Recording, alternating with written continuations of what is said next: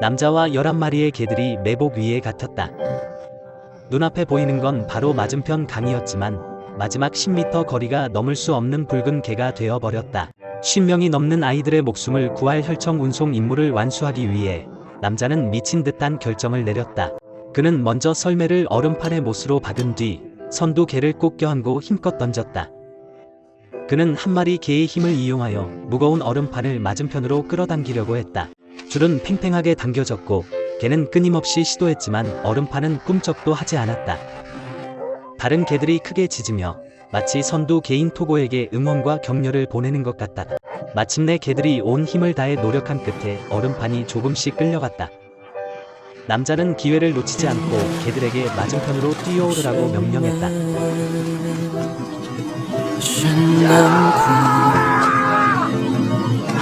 그들은 다시 한번 불가능한 임무를 완수했다. 12살의 노령 토고는 다시 한번 자신의 강인함을 증명했다. 하지만 당신은 상상도 못할 것이다. 그는 태어났을 때 주인 세프에게 전혀 사랑받지 못했다. 몸집도 작고 병마에 시달렸다. 아내는 다정하게 그를 침실로 데려와 정성껏 돌보며 그가 건강하게 살아남기를 바랐다. 하지만 세이프는 이를 천재일우의 기회라고 생각하며 개장에 던져놓고 자생자멸하게 해야 한다고 생각했다. 한 달 후 놀랍게도 강아지는 기적적으로 살아남았고 온몸에 넘치는 에너지로 매일 집을 부수고 장난을 치며 돌아다녔다. 하지만 세이프는 그에게서 슬레드견의 장점을 전혀 찾을 수 없었다. 그는 명령을 전혀 듣지 않았고 세이프는 결국 그를 다른 사람에게 주기로 결정했다. 아내는 너무나 아쉬워했지만 어쩔 수 없었고 강아지가 다른 사람에게 데려가지는 것을 눈물로 지켜볼 수밖에 없었다. 하지만 다음 날 강아지는 다시 돌아왔다. 단 하룻밤 만에 강아지에게 시달린 사람은 정신병에 걸렸고 돌아온 강아지를 보며 아내는 어쩔 수 없이 웃음을 터뜨렸지만 남편은 깊은 시름에 잠겼다. 이후 세이프도 미쳐버릴 지경이었다. 아무리 애를 써도 강아지를 가둘 수 없었고 심지어 다른 개들까지 부추겨 개장 안에서 땅을 파헤치게 만들었다.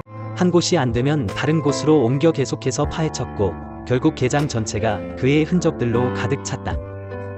마침내 그는 방향을 찾아 탈출에 성공했고 슬레드 팀을 향해 달려갔다. 그가 나타나자마자 슬레드 팀은 엉망진창이 되었고 그때 훈련사들이 앞에서 나타났다. 세이프는 그들의 지능적인 눈빛을 보고 불길한 예감을 느꼈다. 과연 다른 개들은 마치 마법에 걸린 듯 도고가 바로 뒤쫓아갔다. 세프가 아무리 명령을 내려도 개들은 말을 듣지 않았고 결국 강물에 빠졌다. 도고는 아무렇지도 않은 듯 주인에게 짖었다. 화가 난 세프는 집에 돌아와 도고를 창고에 가두고 아내에게 잔뜩 화를 냈다. 세프는 말을 듣지 않는 도고가 아내의 사랑을 받을 만한 가치가 없다고 생각했다. 설상차 팀이 떠나자마자 도고는 다시 장난을 치기 시작했다. 그는 천장의 환풍구를 응시하며 영리한 눈빛으로 의도를 품고 의자에 올라가려고 했다. 하지만 짧은 다리가 걸림돌이었다. 몇 번의 시도 끝에 그는 마침내 방법을 찾아냈다. 그는 찬장 소풍로를 통해 선반 위로 올라가 쿵쾅거리며 움직이다가 마침내 석가래에 도달하여 환풍구를 뚫고 다시 한번 도망쳤다. 아내는 설상차 팀을 따라가는 도고를 바라보며 애정 어린 눈빛으로 그를 응원했다. 그가 성공하길 바랐다. 결과는 뻔했다. 남편은 실망한 채 마차를 몰고 도고를 몇십 킬로미터 떨어진 입양 가족에게 데려다 주었다. 세프는 친절하게 여자 주인에게 도고가 도망치는데 능숙하다고 말했지만 여자 주인은 도고에게 기대를 걸었다. 하지만 부부가 떠나자마자 도고는 다시 사고를 치기 시작했다. 그는 집 안을 뛰어다니며 여자 주인을 좌절시켰다. 잠시 조용해졌고 여자 주인은 그가 지쳐서 새 집에 적응한 줄 알았다. 하지만 그는 창문을 깨고 뛰쳐나갔다. 이때 세프는 썰매팀을 훈련시키고 있었는데 갑자기 도고가 수십 킬로미터를 달려와 개팀을 찾았다는 사실을 알게 되었다.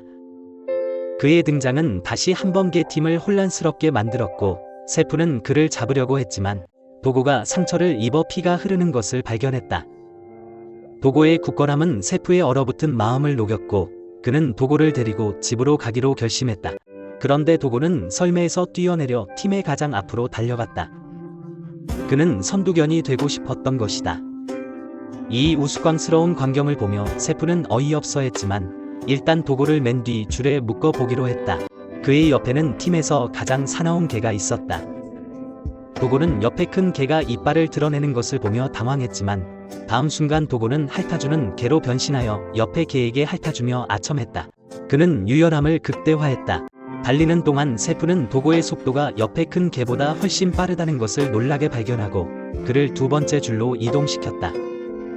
잠시 후 도구의 모습은 다시 한번 세프를 놀라게 했다. 그는 그렇게 작은 개가 그렇게 강한 체력과 지구력을 가진 것을 본 적이 없었다. 그들이 집에 도착했을 때 아내는 한때 허약했던 작은 개가 이미 능력으로 앞줄까지 달려와 선두견 자리에 앉아 있는 것을 보고 놀랐다. 세프는 아내에게 기쁘게 말했다.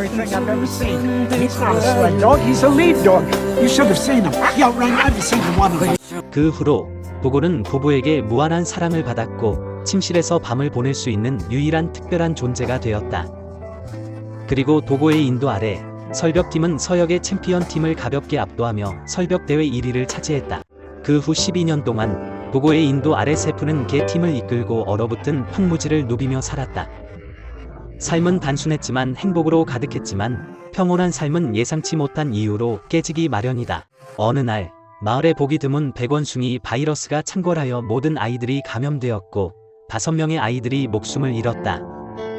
더욱 심각한 것은 100년 만에 찾아온 폭풍으로 기차와 비행기가 모두 운행을 중단했고 목숨을 구할 수 있는 혈청은 운반될 수 없었다. 세프와 그의 설벽팀은 마을 전체의 희망이 되었다. 그는 설벽권의 인도 아래 왕복 800km의 빙원을 가로질러 혈청을 가져와야 했다. 거의 불가능한 임무였다. 병상에서 고통스러워하는 아이들의 울음소리를 들으며 세프는 필사적으로 도전하기로 결심했다. 집으로 돌아온 세프는 설벽을 정비하기 시작했고 아내는 걱정이 이만저만 아니었다. 그녀는 남편이 모험을 떠나는 것을 원치 않았고 도구는 이미 12살이라는 고령이었다. 그녀는 남편에게 새로운 리더견을 선택하라고 설득했지만 세프는 도구 없이는 이번이 두 사람의 마지막일 수도 있다고 말했다. 아내는 어쩔 수 없이 마음속 걱정을 억누르고 남편의 결정에 동의했다. 다음 날 새벽 아내는 남편을 배웅하며 도구에게 꼭 그를 데리고 돌아와 라고 말했다. 아마도 남편을 걱정시키고 싶지 않았던 모양이다. 그녀는 일찍 집으로 돌아와 혼자 눈물을 흘렸다. 마을 주민들은 모두 거리 양쪽에 서서 설벽팀의 출발을 지켜보았다. 그들의 눈에는 걱정과 기대, 그리고 마음속 깊은 곳에서 우러나오는 바람이 담겨 있었다. 그렇게 그들은 눈보라를 맞으며 황야에 도착했고 눈앞의 폭풍우는 마치 거대한 짐승처럼 그들을 삼켜버렸다. 시간을 절약하기 위해 세프는 산을 가로질러 가기로 했지만 사나운 눈보라의 앞길이 보이지 않았다.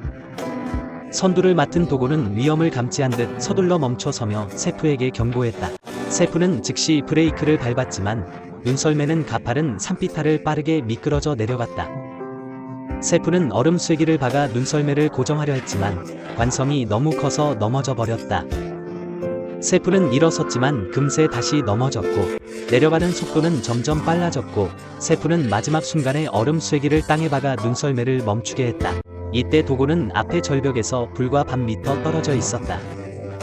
세프는 도구에게 올라오라고 소리쳤고 도구는 조심스럽게 뒤로 물러난 후 몸을 돌려 균형을 잡고 힘껏 위로 달려갔지만 다른 개들은 엉켜서 움직일 수 없었다. 도구는 온 힘을 다했지만 결국 끌려 내려갔다.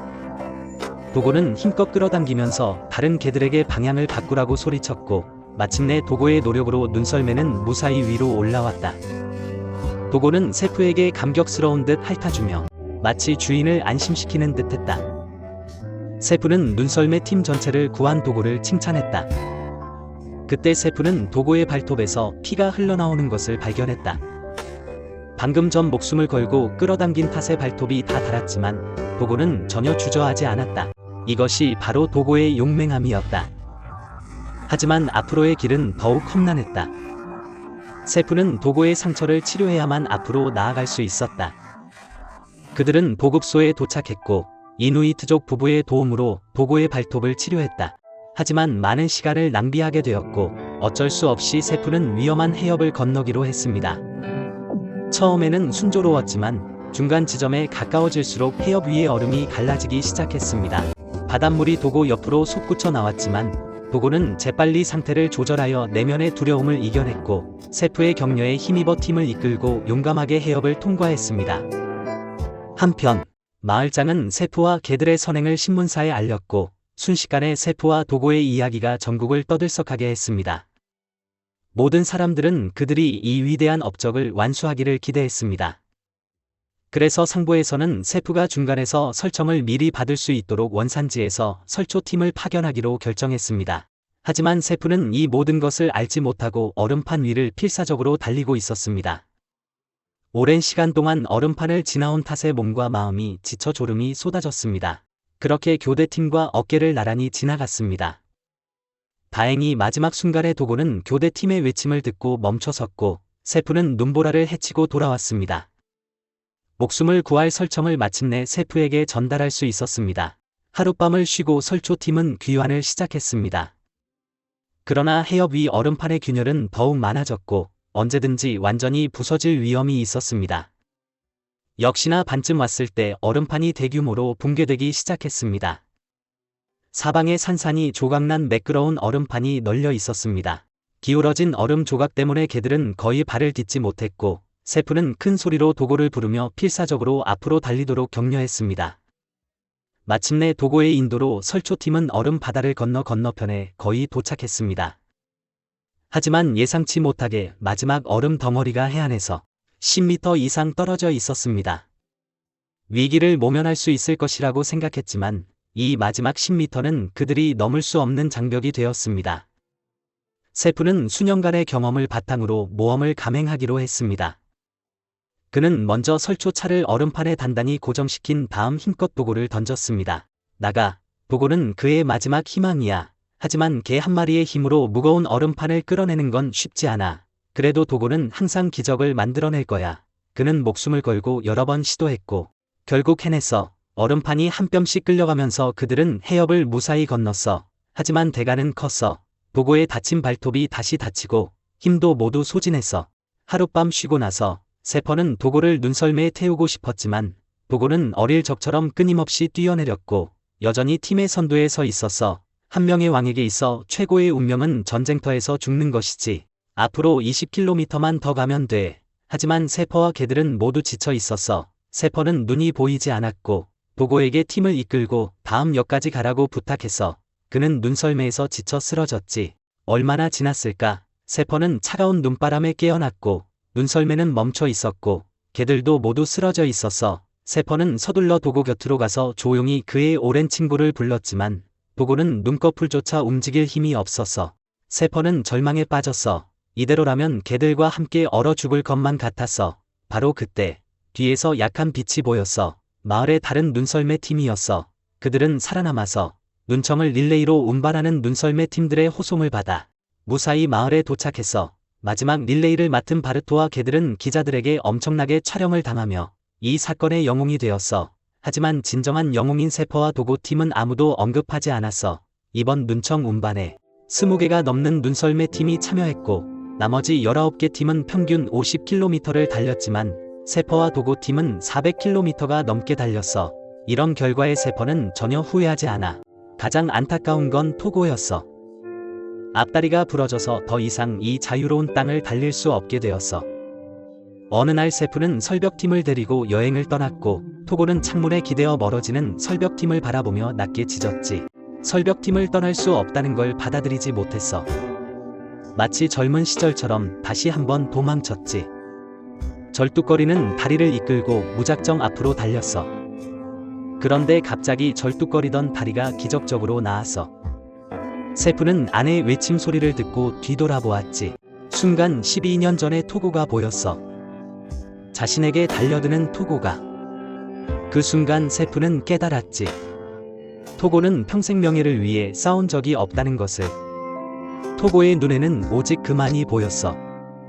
자신을 싫어했던 그, 자신을 인정해 주었던 그, 자신을 아껴주었던 그, 자신을 믿었던 그 주인 세프 말이야. 모든 사람은 인생에서 이런저런 선택을 하게 되지.